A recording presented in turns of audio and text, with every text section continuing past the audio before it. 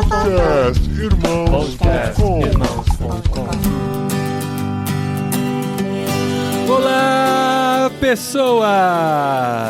Podcastirmãos.com literário entrando no ar. Eu sou o Paulinho, estou aqui com o Tangita, não teve como fugir, o nosso querido Barbeca. Mas a hora que eu li no livro, eu já falei, esse sou eu. Ai. E não é porque é um vendedor de estercos, hein? Nossa, gente. Barbeca, gente, o barbudo careca. Todo mundo conhece um Barbeca, né? Você tá chegando lá, Paulinho, você tá chegando. Dos dois lados, né? Em cima e embaixo. Pois é, eu sou o Tan e eu estou aqui com a Carol Simão, também conhecida como Maria Carolina Pérez da Nóbrega e Silva. Olha aí, descobriu o meu segredo. Eu sou a Carol Simão e eu tô com a Dri, que não é Giramundo, mas tá do outro lado do mundo. Olha Boa. isso! E eu sou a Adri, eu estou aqui com o Paulinho, que acompanhou as aventuras de Geraldo Viramundo através do mapa de Minas Gerais. Olha, isso é verdade. E terminou, ele ficou, você viu, Dri? Falou até de Tuiutaba, Até de passou em Tuiutaba. Uberaba, Belo Horizonte, Jutibara. Só tava esperando, que hora que vai passar por Ituiutaba? Abraço pros amigos de Ituiutaba. Abraço. Deve ser muito legal pros mineiros lerem esse livro, né? Porque reconhecem cada praça, pelo menos o pessoal que já rodou, já virou o mundo de Minas Gerais. Não, mas ó, eu vou te falar, eu acho que deve ser legal, interessante, mas também deve ser revoltante. Porque a gente, igual, por exemplo, quando a gente vai pra um lugar e a gente conhece, e a gente reconhece no filme, e a gente fica revoltado, sabe? Tipo assim, como a pessoa tá andando em volta do Coliseu, e aí de repente ela tá almoçando no restaurante na frente do Vaticano. Cara, a gente conhece Roma, a gente sabe que não é tão isso facinho é no pra filme. chegar lá. A menos que tenha lido Mário de Andrade, porque em Macunaíma tem lá a hora que o protagonista tá em Higienópolis e de repente ele aparece em outro bairro e de Tá repente... em Manaus. Exato. Então, nesse você não nível, fica assim. indignado, Sim, sabe? sim. Tipo, a gente tá assistindo... Lá ele preparou a gente pra isso, né, Carol? É. No começo você fala, mas peraí, como é que ele Que saiu viagem. e foi pra Manaus, assim? Não, então ele tá caminhando em Mariana, depois chega em Uberaba, tipo, sabe? Você fica assim, quem conhece, né? O autor até fala, né? Não sei como ele chegou, mas ele já estava em Uberaba algumas Já vezes chegou, assim. né? Mas a gente tá adiantando aqui porque nesse mês tivemos a oportunidade, até o privilégio de ler o Grande Mentecapto de Fernando Sabino. E a gente vai comentar sobre a nossa experiência de ler essa história, que eu já vou adiantar, deliciosa, de passeios pela província de Minas Gerais. Mas antes aí eu quero saber, vocês já sabiam o que significava a palavra mentecapto? Já conheci. Eu já tinha ouvido ela sendo usada como adjetivo para pessoas meio descabeçadas, assim, ou com... Meio Seu mentecapto. loucas, assim. É. Parece personagem da Globo, né? De novela da Globo chamando o outro. É um mentecapto. Mentecapto. né? Vai dar a chave pras pessoas que estão ouvindo a gente aí, né, Dri? É isso? Não, isso é coisa do Ictus. Vocês aí que vão ter que usar a palavra mentecapto no meio do programa. A gente vai usar e muitas traduzir. vezes. E depois Pô, falar esse o que livro tem significa. várias palavras. Nossa. hein? Sim, Nossa. Como é Muito uma legal. ampliação de vocabulário e é muito bom de ler no Kindle, né? Porque nem todas eu ia atrás, porque tem tantas palavras que eu não conhecia que dava pra entender pelo contexto, mas algumas assim eu falei, eu quero ver o significado dessa aqui, né? Por que tá sendo usado aqui? Mas é um autor que abusa das palavras, mas não deixa o texto pesado, né? Fica um texto bem fluido e bem gostoso de ler. Então, o que significa mentecapto, marido? Fala aí. Ué, você que ia dar essa explicação. Agora vai, por que você jogou? Agora tá procurando aqui, Procurar, ó. Ó, bota no chat.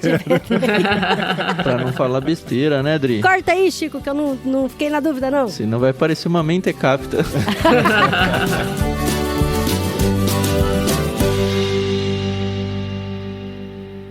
Mentecapto.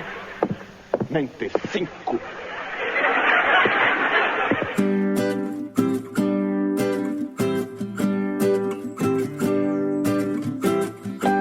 Que ou quem é mentalmente desordenado. Que ou quem perdeu o juízo, o uso da razão, alienado, louco. Eu achava que tinha um significado ainda maior de alguém que tinha más intenções, sabe? Além de ser meio Ai, maluquinho, marido, que dó. de Não. querer fazer coisas ruins ou coisas erradas. Mas a gente já entende, né, pelo livro, que o nosso protagonista, ele é alguém de coração puro muitas vezes, né? Ele era alguém que não batia muito bem das ideias, né? Tinha algum transtorno aí, mas ele não desejava desejava fazer o mal. Às vezes ele fazia sem querer, Sim. como consequência de uma boa intenção que ele tinha, né? Ele foi comparado, essa obra, né, ao Dom Quixote, né, do Miguel de Cervantes. É até dentro dele, né? Sim, ele se compara, exatamente. Né? Com uma história quixotesca. Exato, exato. Assim, é uma comparação só na questão da mentalidade, né? Porque as histórias não tem nada a ver uma com a outra, né? As histórias não têm a ver, mas o estilo de narrativa tem. Dessa coisa de percorrer... O Dom Quixote, ele percorre toda La Mancha aqui, né? Que é uma região da Espanha, com suas aventuras. Mas ele tem a intenção de salvar donzelas em perigo, né? Sim, e ele tinha também uma paixão platônica pela Dulcineia, como a gente vê aqui o próprio protagonista tendo também, né? O Geraldo Viramundo, que é o nosso protagonista. E, inclusive, o livro, ele é chamado do Dom Quixote brasileiro por muitas pessoas. Então, essa comparação realmente existe, até no estilo narrativo, que é essa obra, né? Porque ela é uma obra do gênero narrativo, é um romance e é do tipo picaresco. Isso eu achei bem interessante, que eu não conhecia, mas o picaresco é um estilo narrativo originário na Espanha. Olha que legal. Isso. Que tem a ver com essa história de pessoas marginalizadas andando pelo mundo, encontrando outras pessoas marginalizadas, interagindo com elas e tal. Isso nasceu na Espanha, dizem que até com influência da literatura árabe, que tem muita influência na Espanha, e foi exportado pro mundo, e a gente vê até um pouquinho disso. Eu não sei se eu tô sendo ousado demais fazendo essa comparação, mas o livro do mês passado, o do Zafón, em alguns momentos lembra esse tipo de narrativa também, né? Com os personagens que ele foi encontrando pelo caminho. É claro que é bem diferente o estilo, mas me fez fazer algumas relações enquanto eu lia esse livro do Grande Mentecapto. E pra vocês, o que vocês reconheceram mais lendo esse livro? Eu tenho outras referências aqui que eu vou soltando também, porque conforme a gente vai lendo mais livros, a gente vai fazendo mais comparações e tentando achar referências entre eles, né?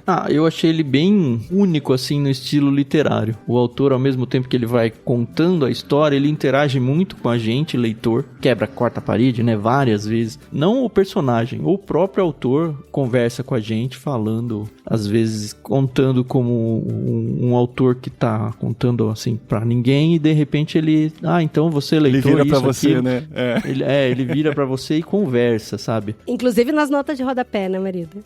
Inclusive nas notas de rodapé, às vezes ele fala assim, aqui eu tinha feito uma anotação pra mais pra frente contar melhor essa história, mas eu não lembro porque eu fiz essa anotação, então vai passar por aqui mesmo. Eu também não lembro da história eu não lembro da história. Muito bom, muito bom. Porque ele vai contando como um pesquisador, né? Ele vai atrás da história desse suposto Geraldo Viramundo e através da sua pesquisa ele começa a contar essa história pra gente. Isso, já pra falar da outra referência que veio pra mim o tempo todo, eu não sei se pra vocês veio, mas o Guia do Mochileiro das Galáxias, apesar de serem universos muito diferentes, essa conversa com o leitor o tempo todo, vai contando um pouquinho do personagem e conversa com o leitor. Aqui eu tenho que explicar tal coisa pra você, aqui eu tenho que falar sobre o Guia do Mochileiro e tal, ou tem que voltar a história um pouquinho pra contar por que ele chegou nesse lugar. Isso acontece o tempo todo com o Douglas Adams, e eu vi muita relação entre essas duas obras, apesar de serem contextos muito diferentes. Eu não sei se esse autor ou essa obra é considerado dentro da literatura brasileira como uma obra realista. O Fernando Sabino, ele nasceu em 1923, talvez ele não fosse exatamente daquele núcleo duro desses autores aí, mas ele lida bastante com o Mário de Andrade, ele tem cartas conversando, se não me engano, com o Mário de Andrade mesmo. Ele, na juventude,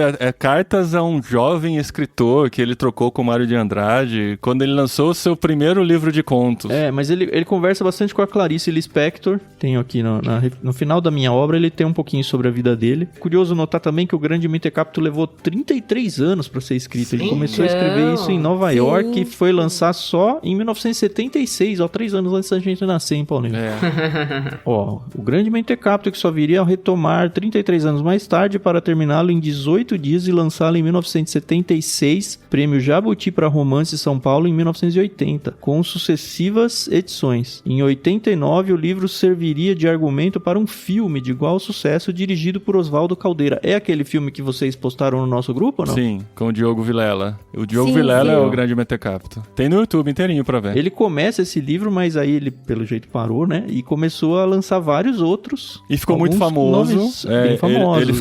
Ele foi reconhecido como um autor muito famoso nessa época. E aí, então, ele resolve revisitar a obra que ele tinha começado lá em Nova York, finalizar e publicar e lançar essa história mirabolante. O que explica ele ter esquecido aquele trecho lá da história, né? Pode ser. Aquele que ele tinha. Boa, olha Por aí, isso que verdade. 33 anos depois. Pois é. Muito bom. Ele é considerado um autor da terceira fase do modernismo. Então. Eu falei, acho que realismo é modernismo, Isso, né? Modernismo.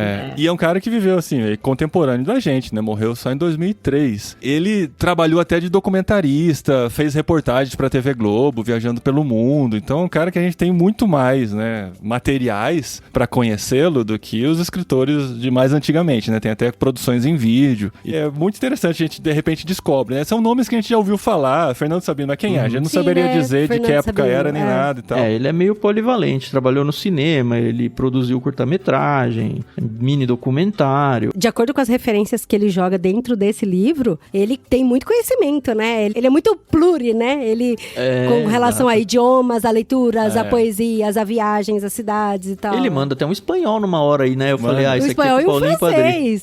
E um francês Mas também. o espanhol foi exatamente por fazer uma comparação com Don Quixote. Ele falou, essa história é tão quixotesca que eu vou querer narrar ela em Eu tenho espanhol. que contar ela em espanhol. É muito bom. Eu achei que era o primeiro livro dele na vida que eu tinha lido. Mas aí depois, lendo um pouquinho sobre a história dele, obra e tudo, eu descobri que não é. Apesar do outro ser bem pequenininho, em 1990 ele lançou A Volta por Cima, coletânea de crônicas, histórias curtas. Em 91, a editora Ática publicou uma edição de 500 mil exemplares de sua novela O Bom Ladrão, um recorde de tiragem em nosso país. Eu li esse Bom Ladrão quando eu era adolescente, eu tenho ele encadernadinho, super fininho em casa. Eu não lembro quase nada da história, mas eu lembro que eu terminei, eu falei, cara, que história sensacional. Poxa, que legal. Fica a dica aí. Muito legal. Sobre as referências, não sei se vocês viram, no final do livro tem um apêndice que ele faz um glossário, digamos assim, de todas as referências que ele usa no isso livro. É muito legal. Eu achei incrível. Eu só passei ali, eu ignorei aquilo ali. Não, tem muitas coisas assim. A gente pega umas 4, 5, assim, de outras obras, e já né? fica super feliz, Até com a né? Bíblia, né, algumas vezes. Sim, várias. com a Bíblia. várias E com Bíblia. outros. A cena final Segura a cena final. segura. Segura a cena final. não sei se a gente vai falar dela, mas o paralelo bíblico é muito louco. Sim. Não, acho que o livro todo tem alguns paralelos bíblicos, tanto que o livro começa com Mateus 18:4, né? Todo aquele, pois, que se fizer pequeno como esse menino, esse será o maior no reino dos céus. E começa a contar a história desse menino pequeno, de coração puro, que acaba descobrindo o mundo de Minas Gerais. Mas essas referências no final eu achei incríveis, assim. Tem tanta coisa que você fala, muito nossa, legal. tava lá e eu não vi. Sim. Tava aqui, nossa, ele referenciou tal depois, coisa então. e tal. Sim. É muito Não, legal. inclusive tem uma parte que acontece uma cena que tá lá no último capítulo, que aí eu fico esperando, eu falo, cara, esse encontro vai acontecer, esse encontro vai acontecer. Quando acontece o encontro, ele fala uma frase, eu fico, hã? Eu não entendi nada. Eu falo, o que é isso, sabe? Aí eu corri lá pro final, eu li e falei, agora faz sentido. Mas eu acho que isso é uma coisa legal do protagonista, o Geraldo, porque você pensa, né, cara, ele vai aqui, ele vai abrir a boca e ele vai fazer ele acontecer. vai E no final Ele dá uma frase. E Ele dá uma frase e drop the mic, né? E sai. mas é muito Foi muito bom, legal, muito bom. isso foi muito legal. Eu queria pedir licença aqui, porque a gente falou lá atrás, né, que o Fernando Sabino, ele corta a quarta parede toda hora, ele comenta com você, ele fala com você. Eu queria ler um trechinho só pra quem tá nos ouvindo entender como que ele realmente conversa com a gente, sabe? De repente ele para a história e ele conversa com a gente e aí ele volta a história, sabe? E se encaixa muito bem. Eu confesso que no começo tava me incomodando um pouco, porque eu achava que ele ia fazer isso toda hora e que eu iria meio que me perder na história, mas depois eu me encaixei no ritmo e aí foi, e aí fluiu e no fim das contas eu até gostei dessa intervenção dele, Tem sabe? hora que ele até pede desculpa, né? Desculpa por ter que parar um pouquinho essa história, mas eu preciso contar isso aqui, porque é muito importante. Depois vocês vão entender por quê. Então, e aí ele tava nesse lugar, nessa casa assustadora e tal, que tinha acontecido um fenômeno ali muito estranho. Aí ele tá narrando a história, né? Ao chegar ao topo da escada, justo no lugar em que julgara ter visto a aparição, ouviu de súbito uma estridente e sinistra gargalhada de mulher.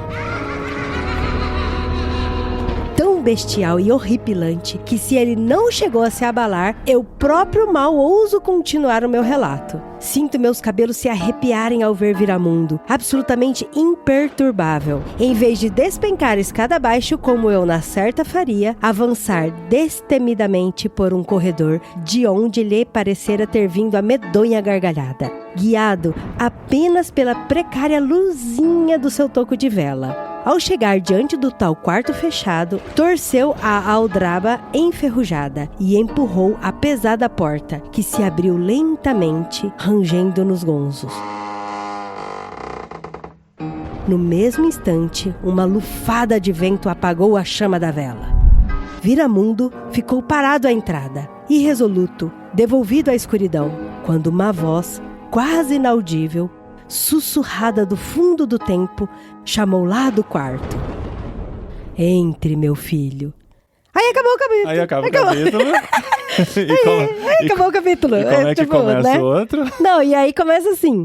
Interrompi o meu relato em obediência a uma das regras fundamentais do gênero gótico. Muito bom. Segundo a qual devemos mudar de assunto abruptamente no ponto crucial da narrativa, a fim de tirar o máximo de efeito do suspense, e mais tarde retornar a ela por um outro ângulo. Aí ele continua, assim que a mulher é assassinada pelo marido no princípio do século, ele começa a contar o outro ponto de vista. O lado do fantasma, sabe? Gente, Não, é tipo muito assim, bom. é um recurso narrativo muito louco, né? Ele não só para conversar com a gente, como ele explica como o escritor, né? Por que ele tá parando e quais são as regras que ele vai seguir a partir de agora, ou as coisas que ele pensou. E às vezes ele fala assim, ó, isso pode parecer estranho, mas o autor tal já fez isso na obra tal, e eu me sinto autorizado, né, a repetir aqui. E fica tão natural, né, e tão visual. E aí, por exemplo, a Adri colocou no nosso grupo o filme que tem, a gente já citou aqui, com o Diogo Vilela. E agora eu não vejo outra pessoa que não seja o Diogo Vilela como sendo o Geraldo Viramundo. E aí eu tô louca pra assistir o filme, principalmente a cena do cemitério, gente, porque a cena do cemitério, eu chorei de rir. É muito bom, quando eu né? tava lendo. Tiveram algumas muito boas.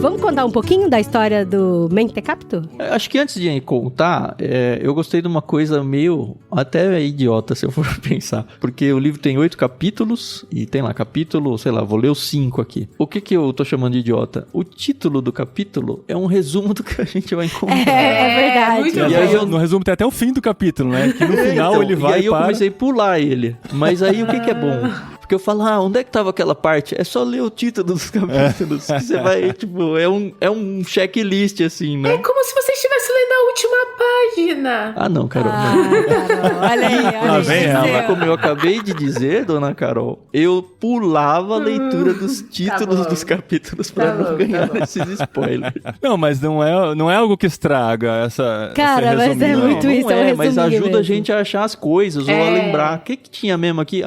Tipo, o capítulo 5 eu leio rapidinho, só pra vocês pegarem o que a gente tá falando. Ele se chama Das Mirabolantes Aventuras de Viramundo no Esquadrão de Cavalaria em Juiz de Fora e de suas façanhas durante as manobras militares que acabaram por devolvê-lo à vida civil. Se você não leu, você fica, não disse nada, não disse nada. Mas se você chegou no fim, aí você lembra tudo que aconteceu no capítulo aqui. Não, cara, é muito isso, porque é um resumo que às vezes chega até o final, né? Porque igual aqui no capítulo 1, capítulo 1, de como Geraldo Viramundo, tendo nascido em Rio Acima, foi parar no seminário de Mariana, depois de virar homem, levado por um padre que um dia passou por lá. Então, tipo, você sabe onde ele nasceu?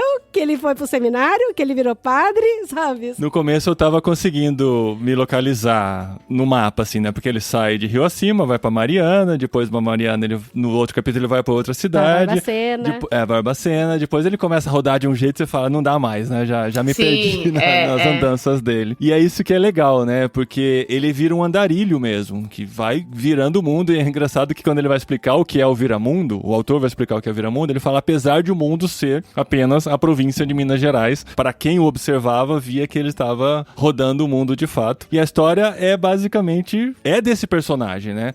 Apesar de que ele não chama Viramundo, deixa claro aí. O verdadeiro nome de Geraldo Viramundo Na verdade, existem dois, né? Ele afirmava ser o José Geraldo Pérez da Nóbrega e Silva, mas era realmente o Geraldo Boaventura. Inclusive, tem no capítulo, acho que 2, não lembro, uma lista de todos os nomes que ele colecionou ao longo do... Nossa, que é dá, muito tipo, bom. 2 páginas e meia. Assim. Eu achava que o autor estava jogando e depois ele ia mostrar em cada momento que ele foi chamado daquele nome, mas depois a gente viu que era só uma piada mesmo, estava no começo do livro. Alguns nomes ele acaba obtendo durante a história, né? Mas a maioria deles, assim, é a viagem do autor. Viagem muito estilo Douglas Adams de novo, cara. Nesses momentos, Sim. assim, que ele começava a descrever ou listar um monte de coisa sem fim, até quando ele fala tudo que ele aprontou na vida, né? Como infância, que era também umas 3 páginas de coisas. Que ainda é no primeiro capítulo, você sabe, que começa Nossa, a falar... as coisas que ele vão fazer é fantástico. Eu li pro Fernando, o Fernando ficou horrorizado. Mas ficou muito bom. É isso aqui, ó. Apesar da estrada que ele já apanhou bastante mais movimentada e atraente, a infância de Geraldo Viramundo transcorreu como a de seus irmãos. Como seus irmãos, ele comeu terra, botou lombrigas, arrebentou o cupim pra ver como era dentro, seguiu as formigas pra ver aonde iam, misturou açúcar com sal no armazém, furtou garrafa de Guaraná e depois mijou dentro, botando no lugar pro pai não descobrir. Brincou com fogo e mijou na cama, brincou de pegador, tic-tac, carambola, este dentro, este fora, matou o passarinho com bodoque, enterrou o ovo choco e fez fogo em cima pra ver se nascia pinto, foi mordido de marimbondo e ficou de cara inchada, amarrou lata vazia no rabo de gato. Só que assim, aí você tá lendo, você fala, isso aqui não vai acabar nunca? É um tanto de coisa que vai... Ó, não sei se vocês pegaram esse tipo de coisa ou se fez parte, mas várias dessas referências são coisas da minha infância do interior, assim, que eu falo... Muito, velho, jogou futebol com bola de meia, sabe? Isso aqui você fez, ó, fez flautinha de bambu, ficou preso pela piroca num gargalo de garrafa, molhou um pijama de noite.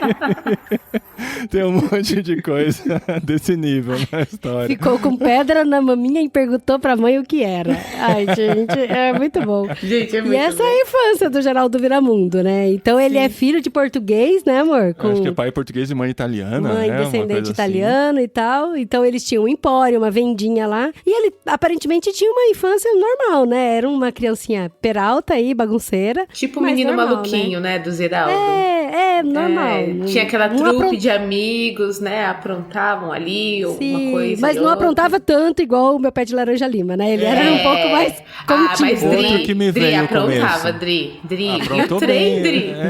O trem. O trem foi o máximo dele. Né? Mas é porque desafiaram ele, né? Dri, acabei de ler a lista aqui de coisas que ele aprontou e fala que ele não aprontava tanto. Geraldo Viramundo não podia ser desafiado. Esse que é o negócio. Aí ele usa umas expressões aqui, ó. Tirou o cavalinho da chuva, pensou na morte da bezerra, chorou escondido, teve medo, descobriu que o céu era imenso, teve vontade de morrer, ficou acordado de madrugada ouvindo o galo cantar sem saber onde, sentiu dores nos culhões, aí o resto é melhor não ler. E ele tinha 10 anos, tá? É, um livro, pra quem é mais pudico, é um problema.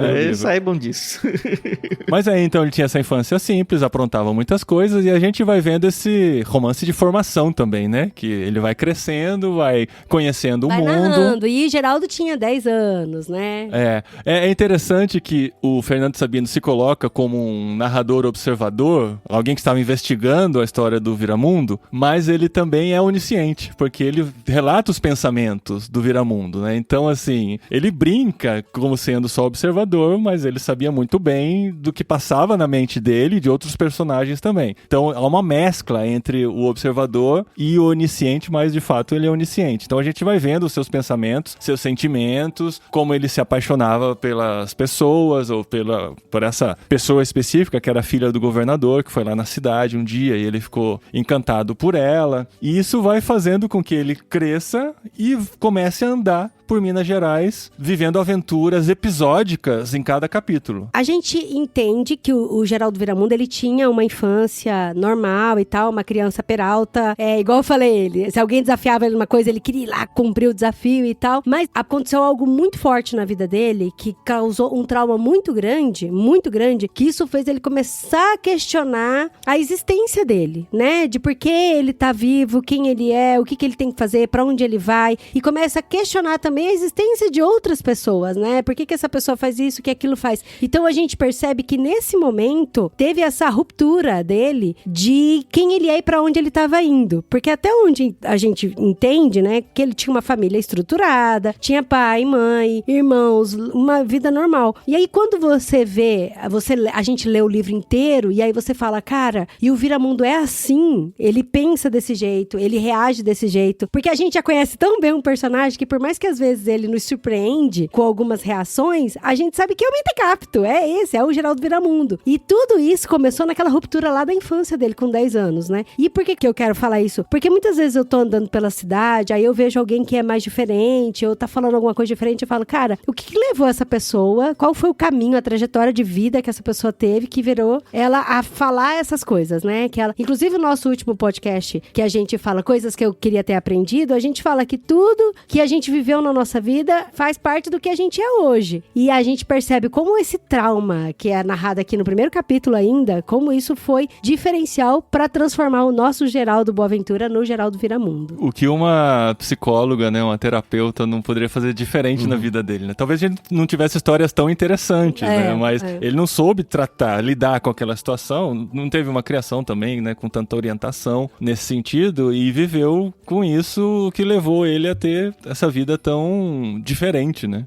E você vê que ele quer melhorar, né? Ele quer mudar, ele quer trazer sentido pra vida dele. Tanto que na cabeça dele ele falou, vou virar padre, né? Ele vai pro seminário e ele fala, vou virar padre porque eu quero me conhecer, eu quero entender. E aí a gente vê ao longo do livro como que ele cita a Bíblia, né? Então realmente ele estudou no seminário, né? Ele não tava lá à toa. Nesse primeiro capítulo que você falou, Adri, eu tô até tentando encontrar aqui, ele tá no meio da infância dele e de repente o autor fala pra gente, foi nesse dia que ele virou homem. Então, no dia que virou homem, um sentimento novo se apossou dele, porque Geraldo Viramundo virou homem de repente, num dia em que às 4 horas da tarde olhou para o mundo e surpreendeu um de seus mistérios. Era tarde de sábado e ele estava deitado debaixo de uma mangueira no quintal de sua casa. Havia silêncio em tudo, pairando sobre as árvores e as coisas ao redor. O sino da igreja tinha acabado de bater. Então, Geraldo Viramundo se apoiou nos cotovelos e estendeu o olhar meio para longe, meio para cima. Centenas de vezes tinha estado ali, naquela mesma posição. Era uma paisagem conhecida e tão familiar como seu próprio modo de viver que nela se completava. Mas naquele mesmo instante, uma buzina de automóvel soou na estrada, um boi mugiu no pasto, uma menininha de vermelho passava correndo lá longe, na ponte, um vento leve começou a sacudir a ramagem das árvores. Um momento assim, surpreendido, parecia conter um significado qualquer que lhe escapava e a que tudo se subordinava, como as notas de uma música. Geraldo Viramundo se sentiu mais só do que quando mergulhava no rio, mas era uma solidão feita de desamparo e de saudade da infância. Quando minutos mais tarde se ergueu e caminhou em direção à casa, percebeu que não era mais menino. É lindo isso, Cara, né? É bonito, né? É muito legal, porque a gente acha que agora ele vai virar homem, é um livro brasileiro que tá contando, inclusive menciona alguma coisa de possibilidades sexuais e tal, experiência, fala, não, ele vai ter a primeira experiência sexual, né? Não, ele simplesmente se transforma observando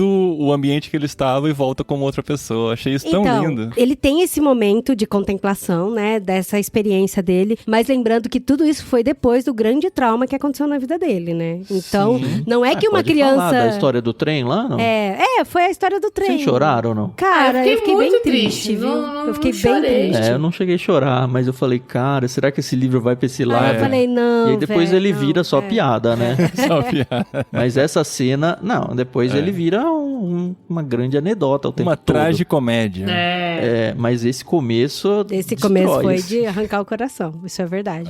A história do trem é maravilhosamente triste. Mas ela é muito bem narrada. Muito. E é interessante porque depois que o Viramundo, né, entende que ele virou homem, né, e ele resolve ir pro seminário, aí igual o Tan já falou, né, aí já começa a tragédia, né, a tragimédia, como é que é a tragédia? Tragicomédia. Porque daí já no capítulo 2, já é uma palhaçada, cara, o capítulo 2, com a história da Dona Peidolina, sabe? Então, cara, eu ri, eu falei, gente, eu não acredito que eu tô lendo um livro e tô com a cara rindo, sabe, com a história da Dona Peidolina. Rindo. Eu fui ler pro Lucas e pra rir essa parte. Mas é assim, se você não tá imerso na história, não tem graça. Parece uma história aí eu tonta. li pros dois e aí os dois com aquela cara de, terminou. Não, e o jeito que explica, cara, é muito louco, né? E ele vai se metendo nessas enrascadas, né? Como uma boa sessão da tarde, em altas confusões. Não é à toa que no subtítulo é o relato das aventuras e desventuras de Viramundo. Se você conhece aquela série das desventuras em série, é meio que nessa linha. É verdade. Sabe o que me lembrou? Eu falei isso pro Paulinho. Lendo o livro, me lembrou muito o filme O Peixe Grande e as Suas Histórias. Do Tim Burton. Sim, Do do Tim Tim Burton. Porque o que acontece? Ele vai narrando as histórias e é o próprio Ian McGregor que tá contando a história pro filho dele. Cara, é muita loucura. Tipo, tem gêmeas siamesas, tem gigante, tem umas coisas muito loucas e no final ele vira um peixe, sabe? Você fica assim... É uma coleção de histórias que são memórias e você que tá ouvindo, você fala...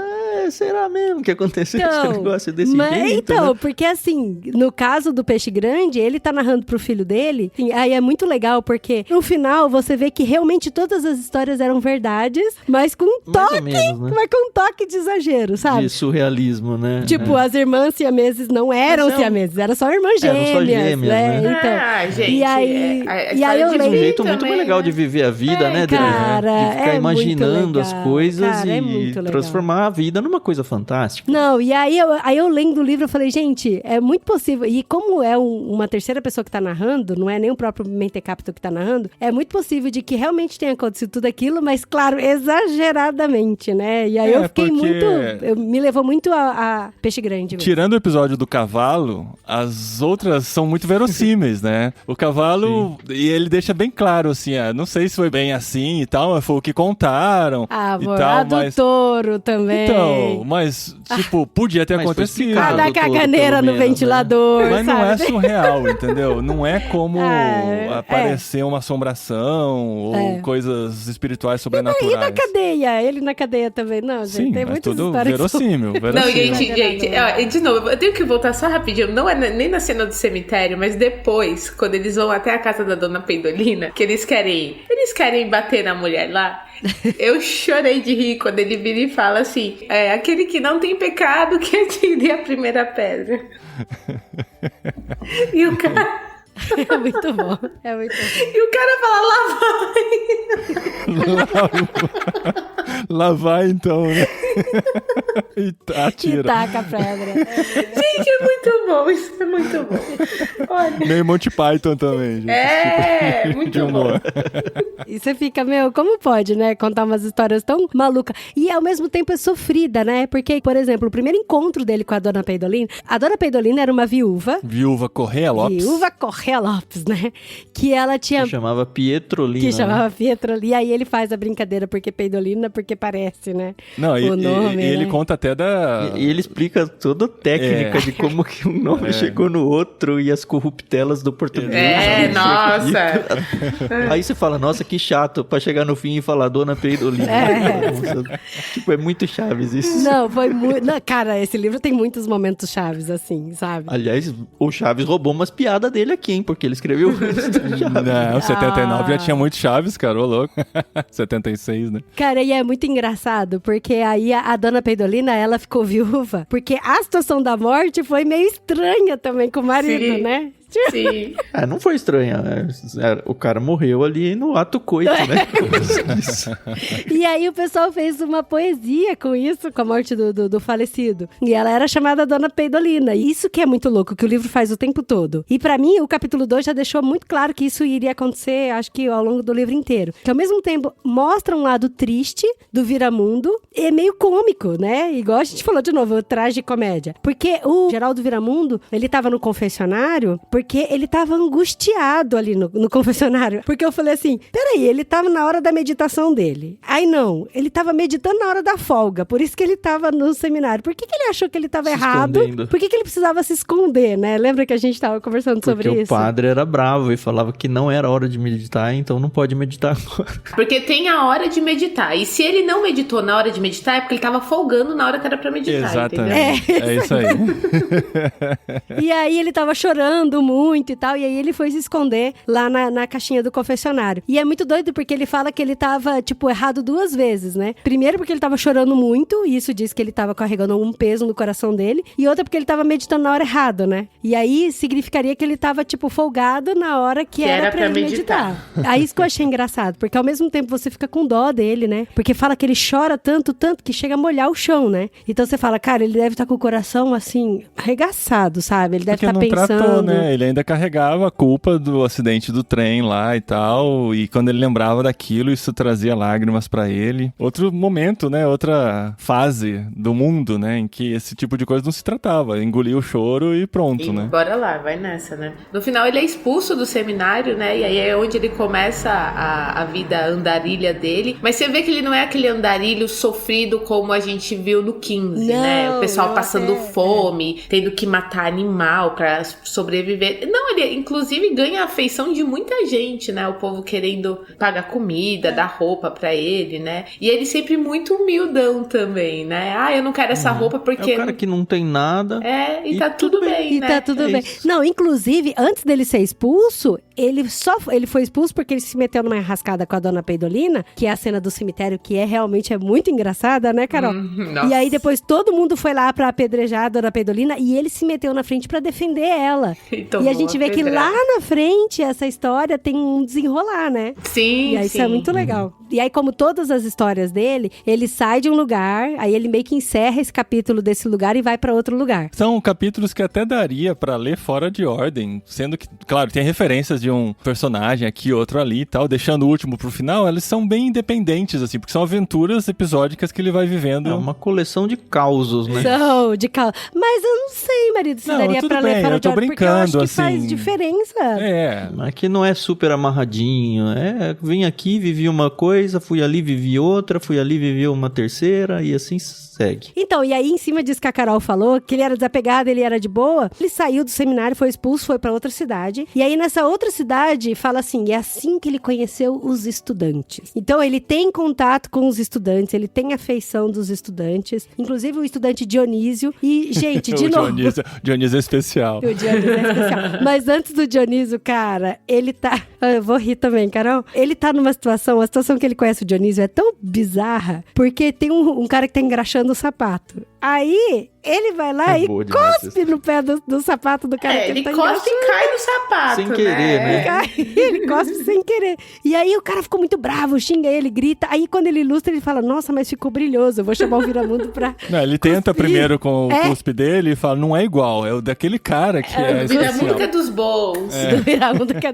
Aí, ele chama o Viramundo pra cuspir no outro pé e ele cospe na cara do cara que tá engraxando, né? E ele toma a primeira sova, eu acho. Primeira Ele fica mal, né, gente? Ele apanha muito nesse livro, né? Meu Deus. Aí ele apanha tanto que daí o Dionísio pega ele e fala, não, o Dionísio é o estudante, né? Não, vem cá que eu vou cuidar de você e tal. Percebe que ele tá magrelo, com fome, tá com uma roupa esfarrapada. E aí tem o melhor diálogo que eu achei assim do livro. O melhor não, tem muitos diálogos bons. Tem muitos diálogos bons, mas esse foi muito bom. Depois pôs-se a remexer nos bolsos e foi retirando deles um rolo de barbante, uma escova de dentes, um terço arrebentado, um toco de lápis, um pedaço de pão seco, vários recortes de jornais meio afrangalhados, um lenço vermelho e uma caderneta de notas velha e encebada. Gente, de novo, o Guia dos Mochileiros das Galáxias. É tudo que você tem? Perguntou o estudante. É o meu cabedal. Como assim? Escovo os dentes nessa escova, assou o nariz neste lenço, rezo neste terço, como deste pão, leio esses recortes e tomo notas nesta caderneta. E a caderneta, posso vê-la? Lamento muito, mas são assuntos particulares. E o barbante, para que serve? Viramundo olhou admirado. Então você não sabe para que serve o barbante? Gente, é uma bobeira, mas eu ri de voz alta. Eu ri alto isso, sabe? Eu falei, como assim? É um estudante e ele não sabe para que serve o barbante, sabe? Eles estão em Ouro Preto aqui. Ouro Preto. Ai, gente. Não, e aí ele continua. Aí o estudante tomou ele pelo braço. Vamos até lá em casa, insistiu. Tenho alguma roupa que já tá apertada pra mim e pode ser que sirva pra você. Muito agradecido, mas eu não compro roupa usada. Não é pra comprar, é de presente. Praticamente um mendigo, né? Ai, Deus. Não, ele fala, não é pra comprar, é de presente, retrucou Dionísio, surpreendido. Prefiro ficar com a minha mesmo. A sua não está mais do que usada? Mas é usada por mim mesmo. O estudante coçava a cabeça desconcertado. Pois então, vamos lá até lá em casa pra você comer alguma coisa. Obrigado, eu estou sem apetite. Antes de ontem, jantei muito bem no restaurante. Aliás, as despesas de um cavaleiro que se achava lá. E despedindo-se, Viramundo seguiu impávido pela rua, a cabeça enrolada em ataduras. Porque ele tinha apanhado, né? Cara, você vê que assim, ele tá de boa. Ofereceram comida. Não é arrogância dele, não é? Falta de juízo mesmo. É só... Cara, ele tem roupa e ele tem o cabedal hospital dele, que teoricamente tem tudo que ele precisa, que ele já explicou ali, tudo que ele precisa. E ele não precisava comer porque ele já tinha comido antes de ontem. Sabe assim? Você fica, tá bom, então tchau. Aí ele foi embora. E eu falei que o Dionísio era especial porque acontece uma coisa muito engraçada, que lá pra frente eles se desentendem e tal. Porque o livro continua nas loucuras, né, gente? Vamos combinar. Eles vão ensaiar a peça ali da Inconfidência Mineira, acontece umas loucuras. É aí que ele se apaixona pela filha do governador, a Marília Latsbão, né? Viramundo continuava a olhá-lo sem ver nada. Constrangido, Dionísio pretextou um motivo qualquer e se afastou. E para sempre. Devo dizer que o seu comportamento me parece de tal maneira indesculpável que o expulso de uma vez deste livro. Aí tem a nota de rodapé em que ele fala que ele tem precedente para assim proceder. O de Oswald de Andrade, que expulsou o Pinto Calçudo do seu romance por ter soltado um traque. Cara, o autor expulsou o personagem que ele criou do próprio livro, sabe? É um negócio muito louco. Então é esse o nível, né, da história, que a gente vai rindo dessas coisas pitorescas e picarescas que vão acontecendo nesse livro. A gente vai se divertindo e acompanhando a aventura. É um livro leve, mas ao mesmo tempo triste, emocionante, né? Porque a gente vê o mundo pela cabeça do Viramundo, né? Às vezes a gente olha pra ele, às vezes a gente olha com ele para situações, né? Isso torna a identificação com o personagem muito intrínseca, né? A gente tá acompanhando a aventura com esse protagonista o tempo todo. Quando faz alguma digressão para contar a história de outro personagem, a gente sai um pouquinho, mas tá relacionada ainda com a vida do Geraldo, né? E quando não tá relacionado, o próprio autor fala, tem essa história aqui, mas eu não vou contar porque não tem nada a ver aqui com o Viramundo, então deixa quieto. E você que se vire. Né? Mas ele fala isso, né? Ele perde tempo falando isso. Exato. Ele só deixar de lado. Não, e é muito amarradinha, assim, a história, porque eu gostava de ler e tentar entender o que acontecia nessa cidade, o que ele foi parar lá, né? Então, assim, ele parou lá no Campo de Flor, ele não tinha dinheiro, ele conhece nosso querido Barbeca, né? Que é o careca barbudo, né? Barbudo careca pra combinar com Barbeca. E eles entram numa história mirabolante lá pra conseguir roubar flor e tal, pra dar de presente pra menina. Enfim, ele é preso, só que ele não vai pra cadeia, ele vai pro manicômio. E, gente, aí entra outra história que eu falei, gente, não. Eu falei, como esse livro consegue? Porque o capítulo 3 já tinha sido maravilhoso. O 4, pra mim, ele foi uma pérola, assim. Ele foi... que eu falei, como que pode ser tão bom um capítulo desse, cara? E porque aí, imagina, o capítulo do manicômio tá de parabéns. A história já é maluca. Aí você coloca conversas dentro do manicômio dessa história maluca. Com outros malucos. E ele vai 2 vezes ao longo do livro pro manicômio. Sim, né? Mas na primeira vez é onde tem as conversas, né? Na segunda é só uma passagem rápida. Não, o diretor do manicômio já começa, como que vai ser seu nome? Aí ele fala, não, já tem o nome, eu sou o Giraldo, não sei o que tem. Não é nem como vai ser seu nome, o que você vai ser aqui dentro, né? Cada um tem que ser uma não coisa, precisa né? exatamente ser uma pessoa, o né? Napoleão, aí ele sugere, né? Se eu puder sugerir, é melhor você não ser uma pessoa, é melhor você ser um objeto. Escolhe ser um objeto. Mas quando você fala o diretor, eu tive a impressão que era um outro louco no manicômio que se chamava de diretor lá, né? Não, acho que era um médico. Eu fiquei na dúvida, na verdade. Que era um médico mesmo. Não, eu acho que ele se denominava médico, mas não era certo das ideias também, não. Cara, mas é muito engraçado. Esse capítulo é muito engraçado. Tinha um lá que era árvore, então as pessoas sentavam embaixo deles. E aí eu fiquei pensando, o que eu seria, sabe? Você ficou tentando escolher. Não, e aí ele escolhe... Aí tinha Dom Pedro I, tinha 2 Dom Pedro II, tinha um que tinha perdido a voz de tanto gritar independência ou morte, né? Várias... Não, e aí, enfim, de novo, peixe grande. Né? Então, e um cara acaba indo pra lá por causa de uma artimanha que o Viramundo faz. E, tipo, uma vez lá dentro, como é que você fala que não é louco? Então, é o dono do Campo de Flor que ele roubou, né? Então. E aí, tipo, ninguém sabe onde ele tá. E ele fica lá. Então, ele desaparece do mundo. Cara. E fica lá, caramba. Nossa, é muito bom. Não, como ele foge do manicômio, é toda uma loucura. Esse capítulo 4 é especial. É no final dele que tem aquela discussão lá, aquela conversa, aquele embate entre ele e o político. Isso nem foi mencionado. Cara, é sensacional.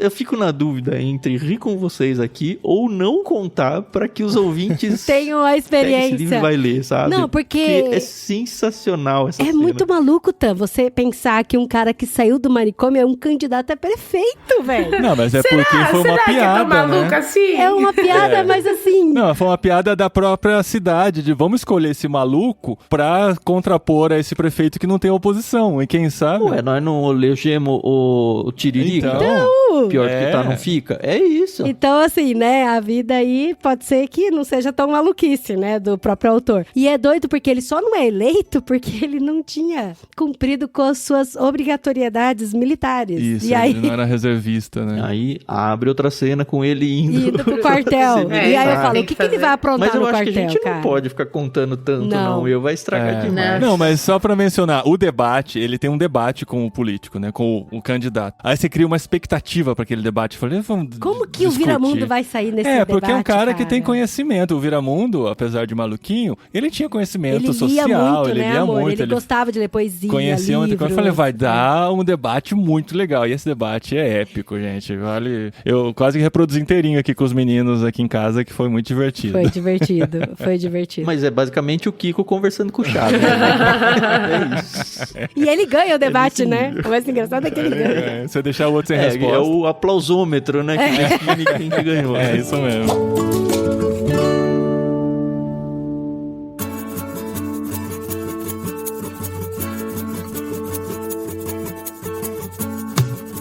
Bom, acho que é isso, né? A história vai se sucedendo com muitos acontecimentos. A gente vai cada vez mais se afeiçoando pelo nosso protagonista. Ele vai colecionando amigos pelo caminho, ele vai tendo muito carinho pelas pessoas, ele vai protegendo as pessoas, conhecendo Minas Gerais. E você vê que cada lugar que ele tava, alguém cuidava dele, né? Isso é muito louco, ele nunca ficou desamparado, assim. Alguém chegava e falava, não, fica aqui, na minha casa, mora aqui no meu quarto. E ele era muito honesto, né? Ele falava, não, mas eu não tenho dinheiro pra te pagar. Não, meu filho, não se preocupa com isso, você me ajuda vendendo as minhas coisas aqui, tá bom, né? E era tudo gente à margem da sociedade que acolhia ele, né? Tudo, era pobre, aí ele depois, quando ele foi pra capital, ele ficou junto com as prostitutas ali, então ele era muito cuidado, né? com os retirantes. Tanto que o governador tem a ideia, né, de criar a cidade livre dos mendigos, né, como a gente já viu tantas vezes isso acontecendo, né, vamos tirar eles daqui, juntar eles em algum lugar lá e limpar a cidade, né, e assim, ele vai com essas pessoas pra lá e convive com elas e tal, então você vê que ele sempre estava à margem da sociedade com pessoas à margem da sociedade. Por mais que seja muito triste o livro, eu acho que ele encontrou a vocação dele, né? Que era proteger as pessoas, ser honesto, lutar contra a desigualdade, dar oportunidade pra todo mundo. Tanto que ele liderou, a segunda vez que ele foi no manicômio, né? Ele liderou aí a grande manifestação contra o governador, né? Então, assim, tinha mais de 500 pessoas quando ele virou comandante, né?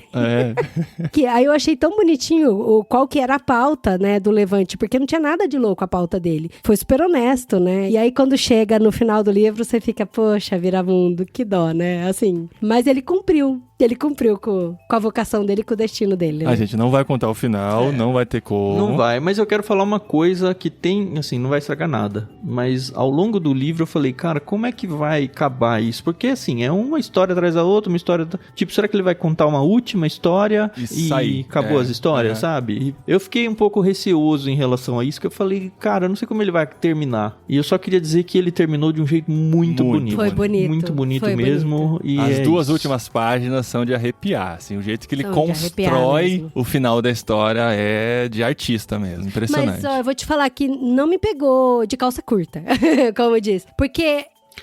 eu acho que já tava muito preparando pra isso, sabe? Porque o Viramundo, ele comentava assim, porque ele tava num lugar e aí você pensa, por que ele muda tanto de um lugar pra outro? Por que ele viaja? Ele sempre falava, não, agora tá na minha hora e eu tenho que sair. Agora tá na minha hora e eu tenho que sair, sabe? Então ele sentia no coração que ele precisava sair. E toda vez que ele saía, ele ajudava alguém, ele encontrava alguém. Então meio que era até um lance meio espiritual assim mesmo, sabe? Ele sentia existe uma que ele imagem tinha que sair, de Jesus, sabe? né, em toda a história, né? né? Desde o começo e tal, a sua vida, afinal a das contas, peregrinação. Jesus foi vira-mundo, né? Foi Então... rodando, exatamente. E tem aquele comecinho lá do coração do menino e tal, né? Então a gente vê esse paralelo todo e a gente vai entendendo cada vez mais, né?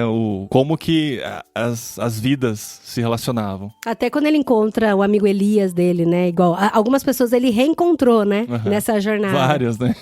O Dionísio voltou no finalzinho. Tinha sido expulso do livro. Ele não volta.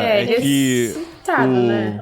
Ele é mencionado no epílogo, alguma coisa assim. O epílogo, isso não é spoiler, mas o epílogo é tipo fim de filme, que aparece aquelas letras do final, assim, contando o que aconteceu com cada personagem, até com personagens que a gente esqueceu, né? Nem lembrava que existia. Fulano de tal, que ele até explica. Porque é bom pra você dar uma revisão no livro também, exatamente. Né? Aí você vai lembrando dos personagens e tal. Até a menininha que lhe deu um beijinho, né, no começo. Exatamente, a Cremilda. A Cremilda. Eu achei muito legal esse livro, eu assisti uma resenha de uma youtuber falando que esse livro, assim, a gente pode trazer muito um paralelo pro povo brasileiro, né? O povo sofrido, mas que tá ali, sempre de pé. E a gente é conhecido por ter esse bom humor, né? Mesmo mediante aí as dificuldades. E a coisa parece estar sempre piorando em vez de melhorar. Mas Jorge Amado escreveu aqui na contracapa do livro uma coisa que eu achei muito bacana e eu queria ler aqui pra vocês, que é assim, ó. O povo brasileiro sofrido, abatido, humilhado, mas sempre de pé, lutando, jamais vencido nem desesperado. Ei-lo novamente o herói e nossa literatura. Nesse livro, ele se chama Geraldo Viramundo, o grande mentecapto, ou seja, o cordial, o generoso, o justo, o corajoso, o imbatível homem brasileiro. Então achei legal porque ele pegou o mentecapto e ele transformou isso numa coisa positiva, né? Então achei bonito demais. Que por mais que ele aparentemente tinha uma vida muito ferrada, ele tava sempre ajudando todo mundo.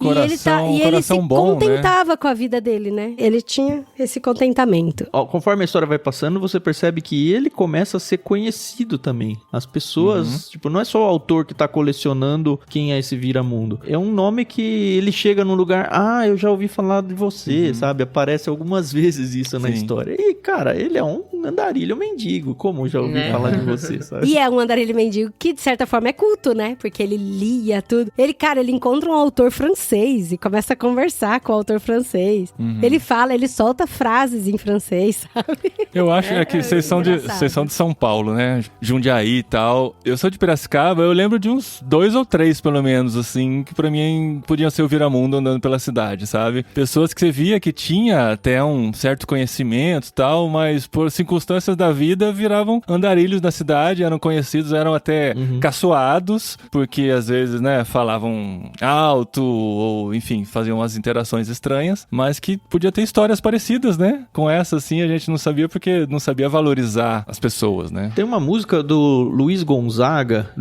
não, do Gonzaguinha, o filho dele, chama Gentileza. E gentilezas não é o adjetivo, é o nome de um cara tipo esse, assim, um cara que era o Gentileza e todo mundo sabia, e era um cara meio que abandonado ali, só que o apelido dele era Gentileza. Por causa da gentileza que ele tinha pra com todo mundo. É um poeta das ruas. Exatamente. É o profeta gentileza, pregador brasileiro. Vale muito a pena pesquisar e até ouvir essa música, tá? É muito legal. Eu conheci ouvindo a música, que era um show ao vivo, foi gravado um álbum, onde na introdução da música ele conta um pouquinho de quem era esse tal de Gentileza. Muito bom, gente. Fechou, né? Que delícia, que gostoso que foi ler esse livro. Agradecer mais uma vez ao nosso ouvinte, Fernando Roberto, que é homônimo do autor. Fernando Roberto, que recomendou pra gente. Ele tá lá na cabine, tá lá no Discord também do Ictus, né?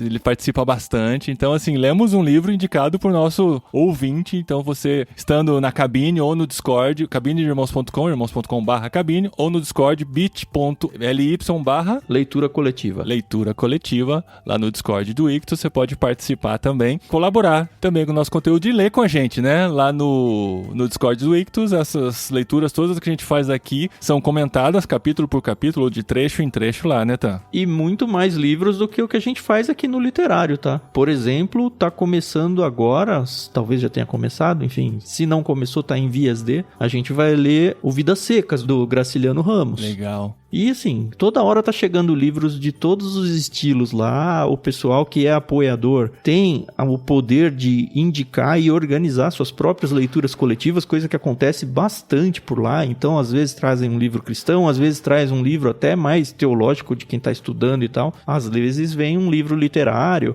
Enfim, o literário é meio que a cereja do bolo. O literário nosso aqui, né? É a cereja do bolo de muita coisa que já acontece lá no Discord do Ictus. Então, se você não faz parte, é de graça. É só você acessar aí o link que o Paulinho e eu falamos juntos aí, né?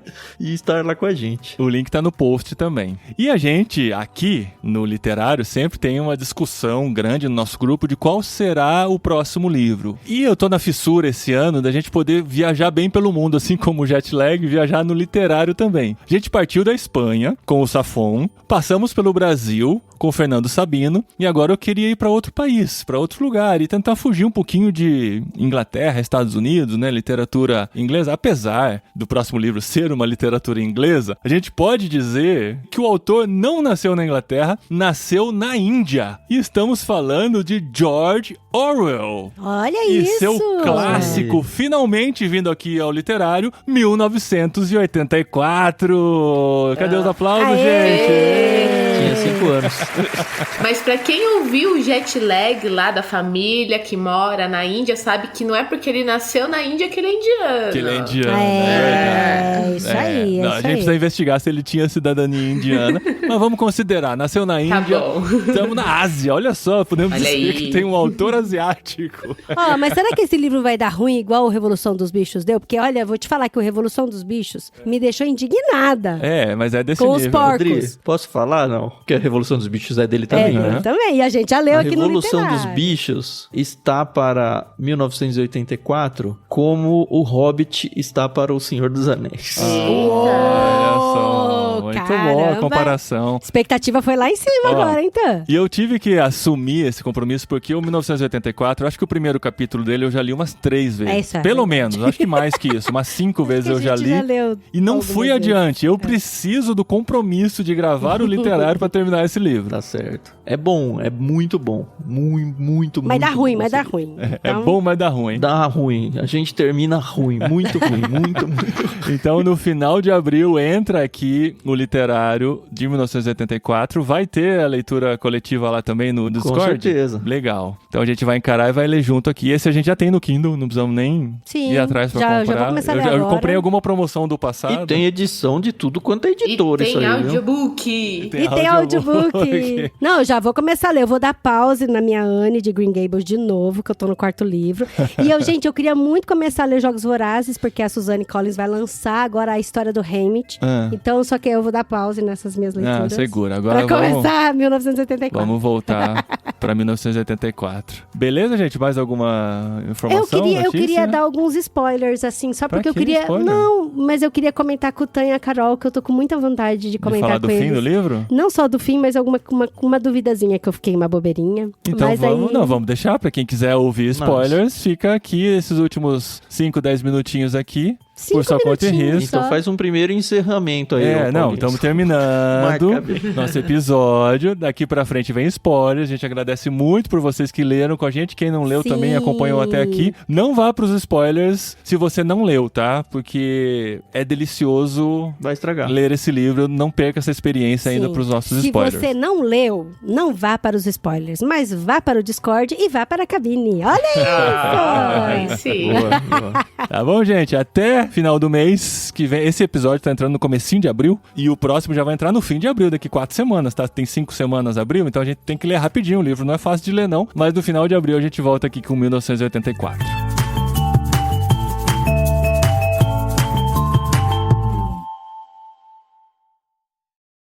Vai embora, hein? Vai embora.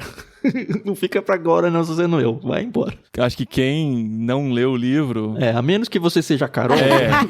Ou já tenha concluído pelo nosso raciocínio até agora. Nosso personagem é aos 33 anos. Gente, ele morreu como Jesus Cristo. 33 anos de idade. Pendurado numa árvore. Com um espeto do lado. Salvando a vida dos seus amigos e foi espetado do lado. Se isso não é uma simbologia de Jesus, a gente... Eu não sei mais o que é. Leu errado A gente leu errado. Isso é mais Jesus que o Superman, gente. Que isso? E assim, durante o livro, tá, igual eu tava falando, que eu não fui pega de surpresa, porque toda hora ele falava, não, ainda não tá chegando a minha hora.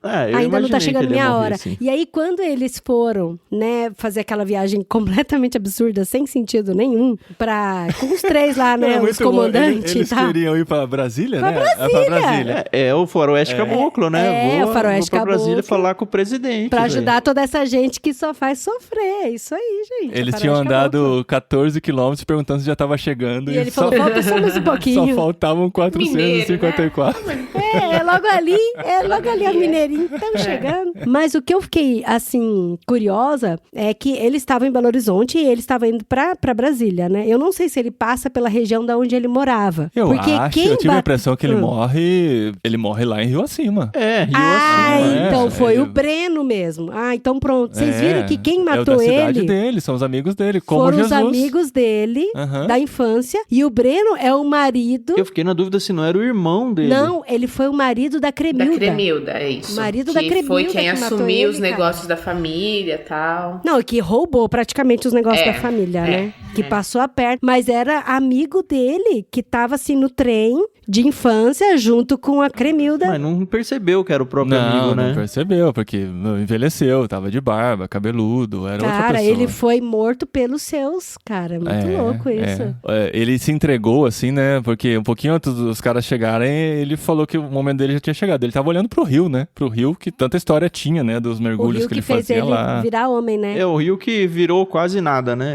Virou um córrego. Ele até começa a imaginar, né? E sonhar com aquele rio cheio de novo. Depois ele se dá conta que era só um córrego novamente e tal, na memória dele. E aí os caras chegam, achando que ele que tinha roubado o toucinho e o queijo da venda lá, que o amigo dele tinha falado que tinha conseguido, né? Mas na verdade tinha roubado e morre por causa disso. Mas antes dele ser atacado, né? Essa digressão dele, assim, essa introspecção é muito interessante nas últimas páginas, é muito lindo. Cara, é muito bonito. E ele morre com um sorriso no rosto, né? Nossa, gente, é cara, muito. Mas eu ainda tô brigando por essa coisa aqui. Vocês têm a versão no Kindle ou não? Procura aí o nome do Breno. Eu não sei se ele aparece no... Trem? Sim, ele é casado com a Cremilda. Cremilda, do primeiro beijo, é casada com Breno Boaventura, que depois de suplantar com o armazém dos italianos, hoje é o dono do supermercado. Então ele é Breno Boaventura, então é o irmão dele Breno, mesmo. o filho mais velho, ajudava no armazém e a estrada cada vez mais movimentada fazia o resto. Cara, era o irmão dele, o irmão. Tô falando, eu falei, cara, é o mesmo sobrenome. Nossa, eu não tinha sacado que era o irmão dele, eu tinha sacado que era... Porque ao longo, lá no começo, fala que o irmão foi ajudar o pai no armazém e tudo, e que assumiu. E Dona Nina, mãe de Geraldo Viramundo, jamais chegou a saber da tragédia em que se viram envolvidos 2 filhos seus, e do sacrifício de um deles, que o outro ajudou a consumar. Nossa, eu perdi. Eu vi que tinha 2 filhos, eu falei, será que teve outra tragédia que eu não lembro da história? Eu imaginei essa que tragédia. Ele tivesse morrido, e por isso que esse tal de Breno tinha sumido o armazém, olha só. Que viagem. Olha só, ainda bem que a gente conversou aqui. Ele foi morto. Melhorou, hein? Nossa, melhorou não, piorou. Melhorou, agora tô malzona. Não, a história ficou melhor, né? Aí você entendeu tudo, né? Uau. Caramba, que triste. Era essa a dúvida, Adri? Era essa a minha dúvida. Não, minha dúvida era pra saber se era o Breno, marido da Cremilda, e se ele morreu em Rio Acima mesmo, que eu tinha ficado com dúvida. Depois de minuto de silêncio. Circular bastante, volta pra casa e morre entre os seus. Mas morre com um sorriso no rosto. E assim, dava pra se esperar que ele morreria também, porque é a vida dele, né? Tá contando desde o nascimento, aí vai chegar e largar ele na história. Mas dá dó que, assim, no que isso acontece também, eu acho que por ser uma obra mais antiga, você não tinha muitas sequências de livros, né? Que eram escritos, que continuavam histórias. Mas acho que se fosse hoje em dia, um livro desse faz sucesso, o cara não mata o personagem no final, não, com a possibilidade de escrever uma continuação, né, gente? Não, Porque dava pra mais história aí, né? 33 anos, imagina. Acho que tinha caldo pra uma segunda aventura aí. Dá pra inventar infinito aí. Fechou então? É isso. Fechou. Nesse clima fúnebre de velório. Agora. Peguei ranço do Breno. Ainda ficou com a Cremilda, que foi o primeiro beijinho do Viramundo. E nem foi o Viramundo que roubou lá, né? Não. O amigo dele. O Batatinhas, né? O Capitão Batatinhas. Não foi o Batatinha. Acho morreu que foi sendo inocente. O Barbeca que chegou com a comida. Um dos dois, né? Que estavam com ele. Um dos 2 companheiros. O ladrão, né? Não morreu ali do lado dos ladrões. É verdade. Ele tava no meio dos 2 ainda. Era... 2 ladrões. Mas eles não morreram, no caso, né? E da prostituta também, né? Maria Madalena ali, ó. É isso aí, gente. Tem muita ponte aí. Beleza. Ah, então, mas calma. Só a última coisa do spoilers. E o que eu tava falando lá atrás, que eu falei do encontro dele, eu tava super curiosa pra ver quando ele ia encontrar a Marília de novo, Landsbone. Sim. Porque ele protege ela do touro, que o touro ia matar ela, né? Daí ela chama ele, vaca, né? ele dá uma esnobada nela assim e fala... Qual que é a palavra que ela usa? Aí ele volta e entra na multidão. Só que daí, nessa revolta com o governador, eles se encontram de novo. Daí, quando ele passa, porque o governador chama ele pra conversar, né? Pra eles assinarem o tratado de paz lá e tal. Não é essa que ele fala, agora Inês é morta. Inês. Então, essa... agora já não há tempo mais, Inês. Agora Inês é morta. Agora é tarde. Inês é Mas morta. isso é uma expressão, Sinto né? muito, mas chorar não posso. Ah, então. E Você aí não tem conhecia essa aqui, expressão? ó. Aí tem a explicação aqui no final. Quando eu li, eu falei, nossa, eles vão se encontrar. E aí a Marília Landsbone encontra ele e fala assim, eu não te conheço. Aí eu fiquei assim, esperando o que ele ia falar. Aí ele só fala, agora Inês é morta, já não importa, não vou chorar mais. Agora é tarde, Inês é morta. Sinto muito, mas chorar não posso. A última frase é atribuída ainda ao mineiro Delfim Moreira, vice-presidente da República, que assim se teria manifestado ao saber da derrota de Rui Barbosa como candidato à sucessão do falecido presidente Rodrigues Alves. Já a menção a Inês é inspirada na morte de Inês de Castro, amante de Dom Pedro I, assassinada com a conivência de Dom Afonso, rei de Portugal, e de Dom Fernando, candidato ao trono. Eu desde criança escuto aí, esse Inês é é morta, como agora já era. Camões se refere ao episódio em Os Lusíadas, embora não encontre no poema literalmente a expressão agora é tarde, Inês é morta. Mas Que enfim, isso, tá hein? lá em Camões também. Olha Já aí. não vale a pena chorar. Eu mais. também, já que vocês estão passando do final, dando curiosidades, eu só queria deixar registrado que encontrar ali o Grande Sertão Veredas, o Nonada e Diadorim foi... Cereja do bolo, né? Nossa, não foi nem a cereja do bolo, sabe? Foi a cereja com chantilly. Foi bom. Legal. Foi legal. Essa eu Foi não muito peguei, vocês que me explicaram no grupo que lá. legal. E o livro é repleto dessas coisas. Eu tenho certeza que eu não peguei nem Sim, 10% sim. de tudo Não, que lê tem esse lá, né? Mas pra quem finzinho, lê esse tá apêndice, vai pegar fluente muita em coisa. literatura aí, vai ser uma delícia. Não, e ele narrando a aventura igual o Don Quixote. E ele fala, não, agora tem que falar em espanhol, porque foi tão quixotesca essa aventura. E ele termina o capítulo todinho em espanhol, cara. Foi muito gostoso. engraçado. Muito bom. Beleza, gente? Agora sim, ó, Show. você Agora que ouviu acabou. os spoilers aí, infelizmente. Tchau. Tchau, tchau.